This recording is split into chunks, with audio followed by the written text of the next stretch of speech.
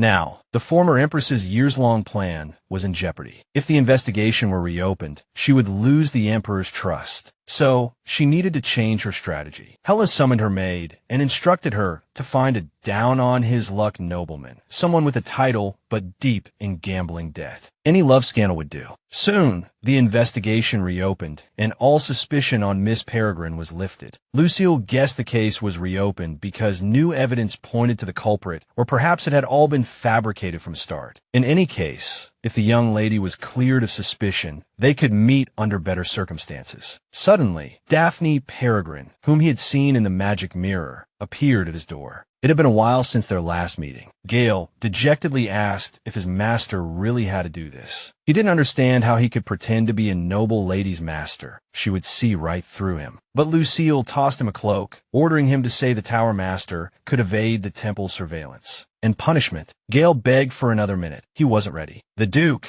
in a suspiciously calm tone, said everything would be fine and then vanished without a trace. The moment the knock came, Gale fidgeted where he stood. Daphne removed her cloak and said, "It's been a while." She brought the samples he requested and an upgraded version. One of the vials contained the same version she had brought the first time. Gale nervously said he had a ton of questions about the effects. Then he realized he'd misspoken, but the young lady didn't seem to notice. However, her expression still looked very suspicious. He had to finish this quickly before she caught on. But then the young lady dropped a bombshell. She had already found someone to handle the potion sales. Daphne said his name was Duke Luciel. Hearing his master's name, Gale immediately flinched. He had been prepared to spin an elaborate tale about his master, but the young lady brought him up herself. Rumor had it that the Duke suffered from a rare illness, so Daphne asked, "Do you know anything about that?" Gale said the second prince had been receiving treatment at the temple since childhood, but it hadn't been effective. But the man still didn't know what game she was playing. His nerves were instantly on edge when he realized she was trying to see through his disguise. Gale cleared his throat and said His Highness has lived in seclusion for some time, so he's a bit different from others. Gale tried to explain His Highness is a bit immature. He's never really experienced love or affection. Luciel was always polite and amiable to her, as if carefree. But as a child, a rare illness separated him from his family. Perhaps that was why Daphne smiled so genuinely and sadly when he was around. She yearned for that kind of love, understanding the sting of loneliness better than anyone. That's quite a dark story, though. The cloaked man asked the young lady why she brought it up. The heroine calmly replied that she had decided to start selling the potions. Gale tried to dissuade her, but when she revealed the buyer was Luciel, he was stunned speechless. The man immediately complimented her taste and nervously admitted he'd wanted to recommend the same person. Gale offered to arrange a meeting, but the heroine refused. The girl knew full well what Black Shadow would do to Luciel once Dana settled this matter. She had to cut off all ties, not just with Black Shadow, but with Luciel as well. She had to completely detach herself from the original storyline. The heroine reminded herself that she was Daphne Peregrine, feared by all. If she revealed Black Shadow's name to the Duke, it might arouse suspicion, so it was best to be cautious. Daphne planned to make an exclusive deal with Luciel, so she asked for his forgiveness. Before leaving, she paused at the door and gave the man a suspicious look. It seemed he wasn't planning to see her out this time. It was probably because he wasn't feeling well. Even Black Shadow could get sick. Daphne gave him some medicine, at least as a token of gratitude. Then she left the room. Gale removed the cloak, instantly relieved. It had felt like an eternity. Regardless, he had finally fulfilled the contract and received the last vial of the elixir. When Luciel suddenly appeared beside him, asking how everything went, Gale screamed. He told his master not to appear so suddenly. His heart was still fragile. The young lady said she could provide him with some medicine for the time being. She also mentioned that the last few vials were the old formula and the rest were the upgraded version. Luciel frowned and asked if she had mentioned anything else. Gale, noticing what his master was waiting for, said the young lady wanted to make a deal with him. More specifically, it was Duke Luciel of the Magic Tower, and he couldn't hide the smile on his face. The second prince rushed to the exit to meet the lady. He was probably waiting downstairs, but Gale said she had already left on her own, meaning Miss Peregrine had already gone. Gale told his master to check the potion samples. If all went well, and Luciel cracked the ingredients of the potion she brought, he wouldn't have to bother with her anymore. Gale was right, but for some reason, the Duke hoped things would go wrong. He drank it all in one gulp. The man frowned and then smiled triumphantly. It turned out Daphne Peregrine had adjusted the ingredients and dosage, reducing the potion's effectiveness. She refused to hand over 5 bottles of the real potion to someone who hadn't signed a contract with her. Luciel wondered to himself, how could he not be interested in her after something like this happened? It felt a little unfair that he was the only one feeling this way, so he hoped Daphne felt the same. He was certain no one could resist that face. Daphne had told Luciel that she would meet him someday, but in reality, that place was just a spur-of-the-moment idea. She had overheard noble ladies gossiping about how the prince frequented the place. According to them, he was as beautiful as an angel, making one want to pray to him. Suddenly, the ladies started discussing the latest newspaper headlines. They couldn't understand how Miss Flora, the angel of the temple, could do such a terrible thing. One girl speculated that the noble lady was merely taking all the blame. In other words, they were trying to rewrite the story, painting Daphne as the villain, even though her reputation was already quite bad. A sudden gust of wind swept across the girls' table, spilling tea on their skirts. The protagonist was stunned by the scene. She couldn't believe it. Luciel appeared out of nowhere beside the girl. He made a quiet gesture, signaling her not to make a sound, lest the other ladies accidentally cause a commotion. Daphne was surprised when he asked her to call him by his second name, Rose. But since second names were usually used between close friends or lovers, Daphne wasn't sure if she should. It felt a bit awkward to address him that way, but the name sounded beautiful and suited him perfectly. Daphne noticed he was even more handsome than the last time they met. The man mentioned that the weather was nice today, only he hadn't been out in a while. She guessed he had been unwell, unable to even drag himself out for a walk. So she offered to join him today. It was a perfect day to have tea with someone, so Rose gladly accepted her offer. The man looked perfectly healthy, but his magical illness weighed on Daphne's mind. She felt guilty for trying to make a deal with such an innocent person. Rose made a strange sound, startling Daphne. Then he started coughing, looking pained, and the protagonist completely panicked. As soon as the coughing subsided, Rose apologized to the lady. He said the royal medicine wasn't working for him at all, and he had been suffering because of it. If there were any cure, things would be much better. The girl started scolding herself for being selfish, for trying to make a deal with a sick person. For her own benefit, she decided to put the deal aside and tell Rose she had a talent for making potions. Daphne knew it was hard to make a man believe a stranger, but she repeatedly assured him the medicine was real. Rose asked for the medicine without hesitation. Then the man started coughing again, weakly calling out, "Miss." Daphne was at a loss. Rose was clearly in pain, and if this continued, he would die. She handed the medicine to the man, telling him to drink it all in one gulp. The protagonist ordered him to tell her immediately if he felt anything unusual. The Duke did exactly as Daphne said. The girl immediately asked him if he felt anything unusual, and he said it was just a little strange. The moment Daphne leaned closer and touched his forehead, he froze. As she gazed into his eyes, Luciel's heart began to race, beating faster with each passing second. The protagonist judged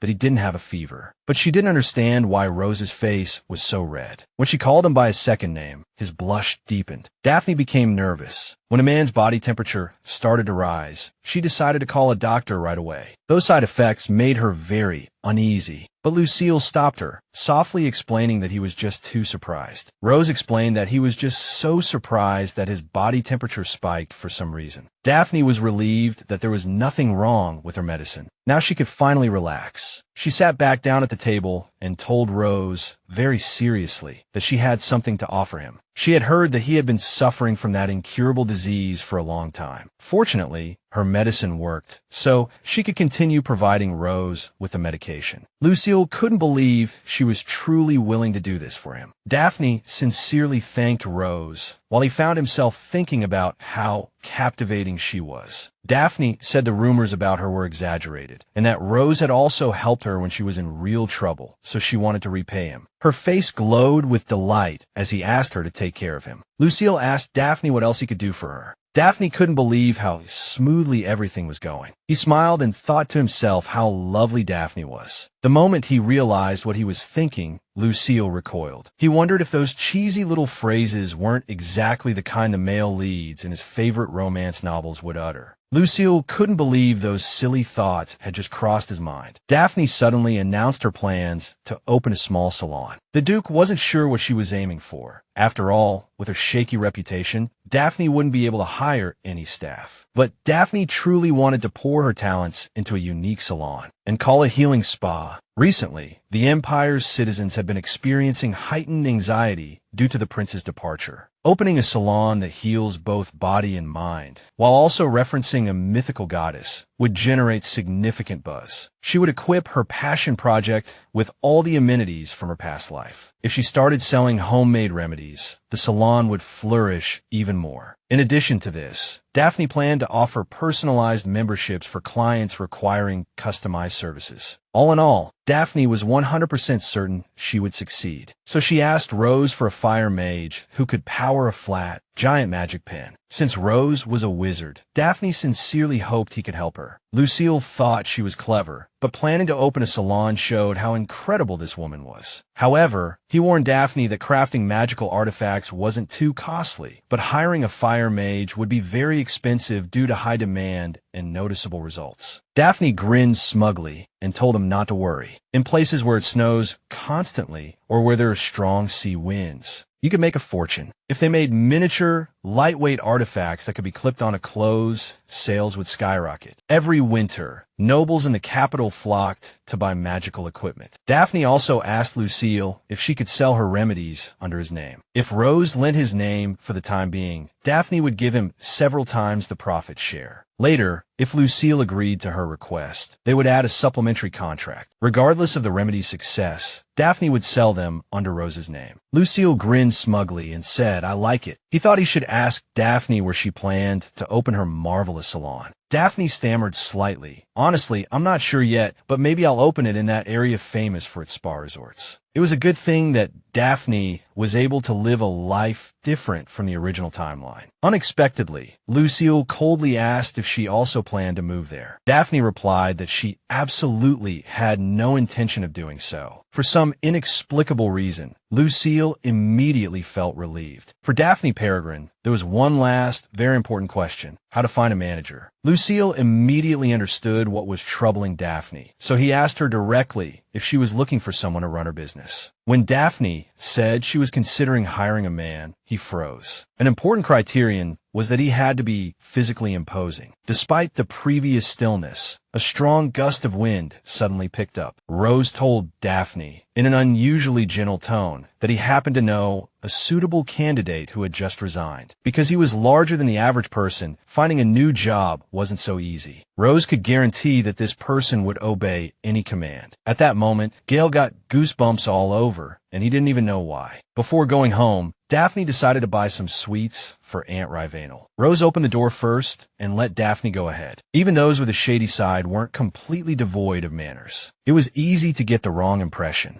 A waiter immediately approached Daphne, looking her up and down. Then he abruptly said, "This is quite an upscale establishment, so you might want to look at the prepackaged sweets. They were made yesterday, but you can't tell the difference from the fresh ones." Just then, Lisa Caprell walked in. Seeing a VIP, the waiter immediately perked up and went to greet her. Ms. Caprell recounted how the holy water from Earl Evans' temple had saved her life after that dreadful incident. That troublemaker was now on probation, and her family had apparently given up on raising her to be a decent person. If the real Daphne were here, she would have already started an argument with that brat by now, but our Daphne decided to keep a low profile. But Lisa unexpectedly added that, if it were them, she would have removed the girl from the family registry long ago. Miss Caprell was disappointed by her father's indifference, but she vowed to talk to him again. The protagonist's anger was rising. She had just mended her relationship with her uncle, and now Miss Caprell was trying to stir up trouble again. Daphne wasn't going to put up with this nonsense any longer, so she grabbed a plate and smashed it on the floor to announce her presence. Lisa Caprell immediately questioned, what in the world was that sound? Daphne apologized to the lady, saying she just wanted to get their attention so she could join their interesting conversation.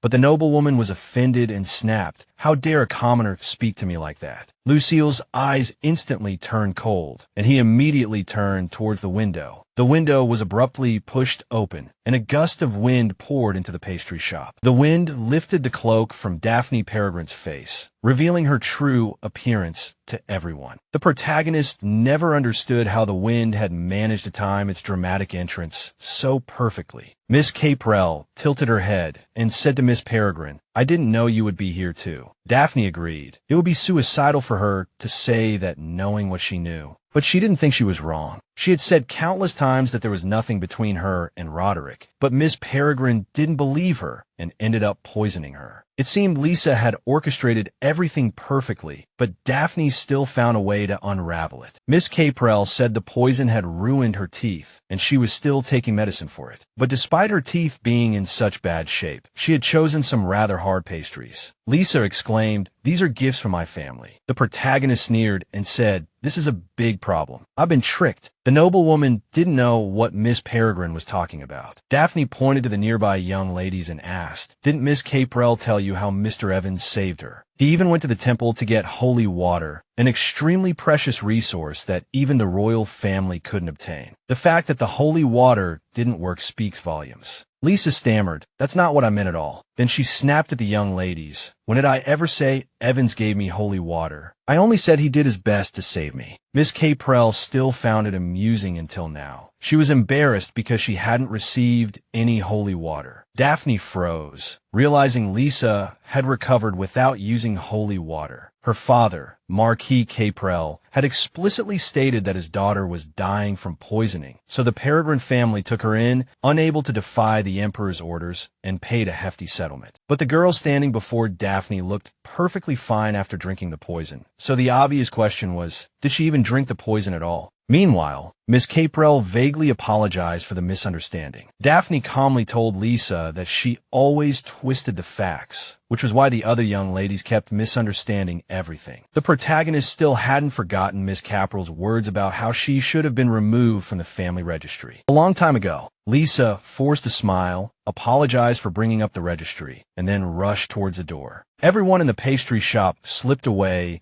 as soon as they saw the protagonist's face, leaving only Daphne and Rose. The man grabbed the waiter who was trying to escape and roared, "Where do you think you're going?" The Duke turned to my lady and asked, "Do you think I'm a good person?" The man smiled so darn cutely that Daphne couldn't help but compare him to a puppy. Snapping out of her thoughts, Miss Daphne asked, "What am I supposed to do with employees who harass customers and then abandon them?" The moment she added, "The manager here is such a disappointment," Luciel froze. Then he twisted the waiter's arm and told Miss Daphne not to worry. New staff would arrive soon. The head chef rushed out of the kitchen and sharply asked, "Where did all the customers go?" Daphne asked him if he was the owner, and he said, "I run this shop." That employee must have caused some trouble. He immediately apologized, and the protagonist's anger subsided a little. She said she just wanted to order, but the staff was incredibly rude, so the head chef offered to take her order himself. The protagonist pointed to every pastry in the display case and ordered them all to be delivered to the Peregrine Manor, and the delivery had to be made by this particular waiter. The head chef took the order, and the protagonist told Rose it was time to go. Luciel adjusted his cloak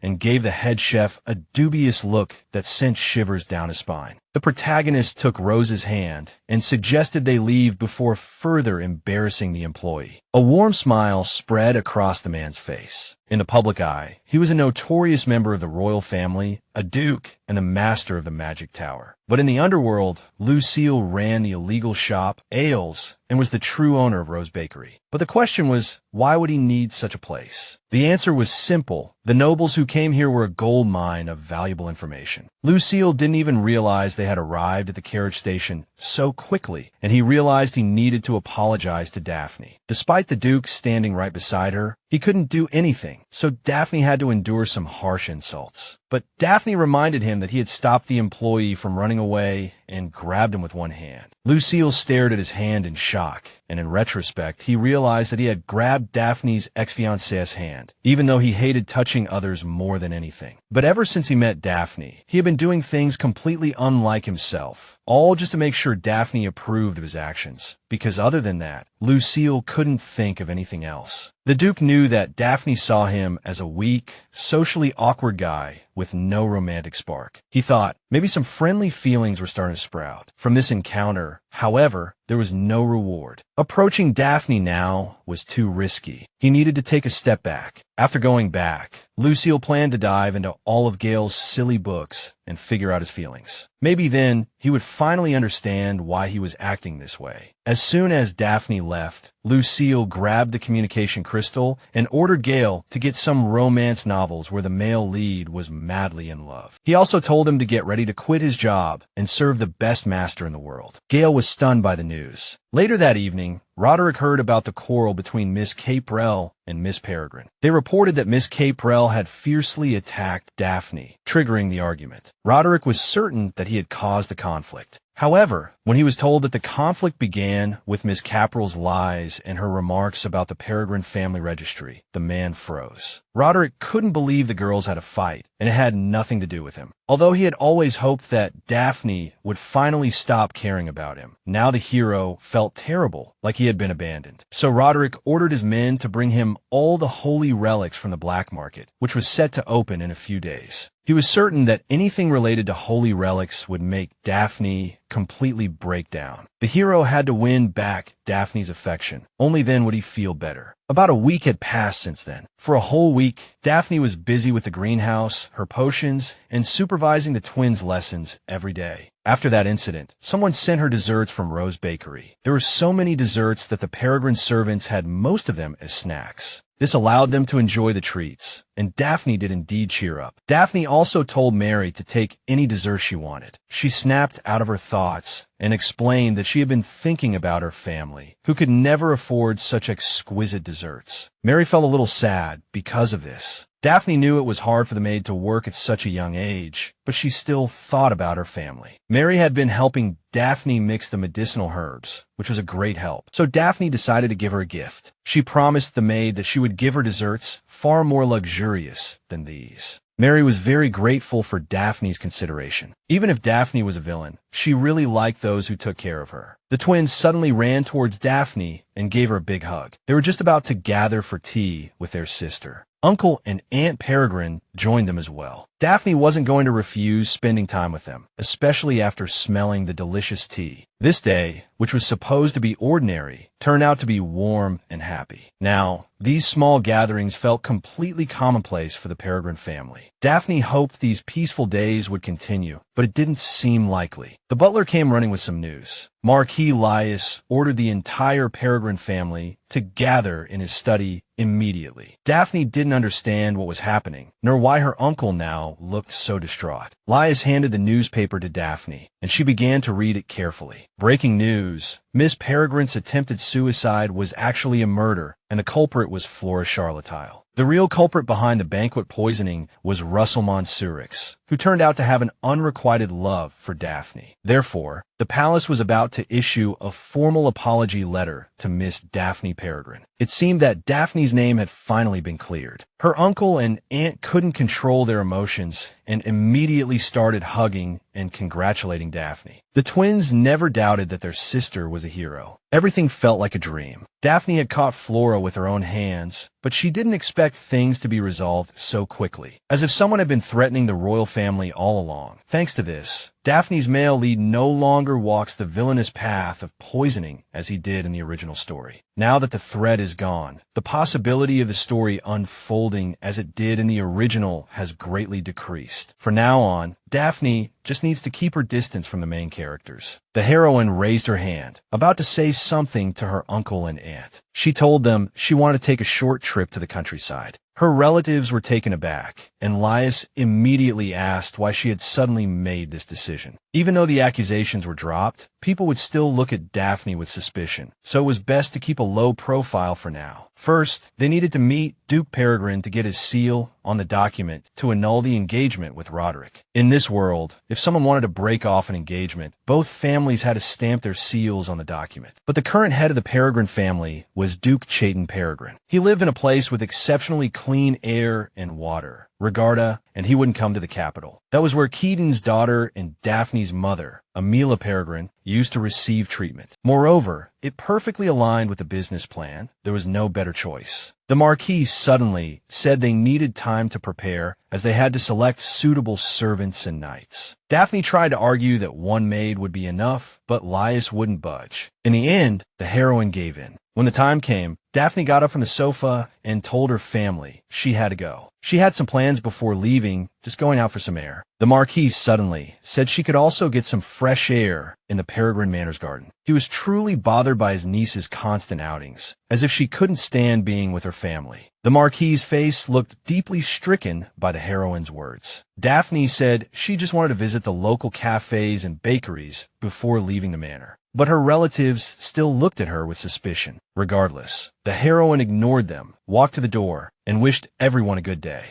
Laius immediately ordered that all the top bakers in the empire be brought in, no matter the cost. Meanwhile, Daphne thought that since they wouldn't see each other for a while, she would make a potion for Luciel when she returned. At that moment, the Duke was immersed in a romance novel. Gale still couldn't understand how he ended up working for Miss Peregrine, but he kept wondering why his master always acted without telling him. Suddenly, Luciel slammed the book shut and told his assistant he had something to ask. All the characters in the book were strange, but the male lead had some serious quirks. He showed no affection towards the female lead throughout the story, and then suddenly asked her to come back. And the female lead was even more sensible. If she didn't have feelings, she would just walk away and not care about the man anymore. Gale thought the characters still loved each other, which was why they acted that way. But Luciel remembered the girl saying with her own mouth that she didn't love the male lead, yet her actions screamed the opposite. Gale explained that this was the bittersweet regret, the heroes parting ways only to eventually reunite forever. Luciel pointed to the page where the child appeared in the book and asked why the man wasn't jealous of him. From a man's perspective, the female lead now had a new love interest, which was clearly a rivalry. So they could start saying the female lead no longer loved the man. Gale didn't know how to explain this to his master. After all, he grew up in a harsh environment without parental love. For Luciel, human emotions were maddeningly complex, but the Duke knew what it felt like to be interested in someone who didn't care about him at all. Checking the time, the man told Gale it was time to go for Miss Peregrine's interview. Before leaving, the man urged him to do his best, because if he failed, he might not come back. Daphne heard from His Highness that the man had worked in a branch of the Magic Tower for a while, and he was also in charge of entry and exit permits, so she wanted to learn more details. Gale demonstrated the expression he used when buyers panicked and started to get pushy. He glanced at the young lady, whose face held a complicated expression. The man silently apologized to his master. This looked like an utter disaster. Gale was sure no one would hire someone like that. To everyone's surprise, Miss Peregrine smiled and said that he was exactly the kind of person she was looking for. Couldn't be better. Daphne told him not to worry. She was just going to ask a few simple questions. That was all. Easier said than done for her, as Gale couldn't help but feel nervous in front of Miss Peregrine. By the way, the heroine added, if they worked together, there were a few things they needed to agree on. Whatever he did in his free time, Daphne would never punish him. As she mentioned his favorite novel and playing with cute toys, Gale was thrilled, but he quickly composed himself, thinking it might be some kind of test. He put on a serious expression and told Miss Peregrine that he didn't know what she was talking about. Gale couldn't understand why Miss Peregrine kept smiling, as if she had seen through everything. Daphne told him to be honest with himself. She already knew what kind of person Gale was, a bear on the outside, but a cute bunny on the inside, and that was exactly what the main character liked. Daphne simply wanted the people who worked for her to feel comfortable and enjoy themselves. For Gale, this was the best job in the world, and he immediately agreed to start his duties. Before he left, Daphne asked Gale to keep her identity as the salon owner's secret. Gale asked when she would contact him, and she said in about 2 or 3 months. She just needed to go to the countryside for a while. As soon as the dark-haired man returned, Luciel immediately asked him how his interview with Miss Peregrine went. Gale said the interview was very successful, and the young lady was really nice. The Duke thought he would get all the details directly from her. However, Gail suddenly said that Miss Peregrine was leaving for about 1 or 2 months. In other words, she was going somewhere, and her stay might be longer than expected. So Luciel wouldn't be able to see her for such a long time, and he immediately panicked, completely at a loss for what to do. The man's thoughts raced, and he clenched his jaw. He snatched his coat from the hanger and sharply asked Gail, where did she go? No matter how the protagonist searched for sweets nearby, all the bakeries were mysteriously closed today. Suddenly, she saw a man hurrying past, as if he were late for his own funeral. When Daphne realized he was running straight towards her, her eyes widened. She froze when a familiar voice said, "In case you've already left, we'll keep looking." He said he was afraid she might have already gone. Luciel took off his coat and finally caught his breath. She hadn't expected to see his grace at all, so she was too shocked to speak.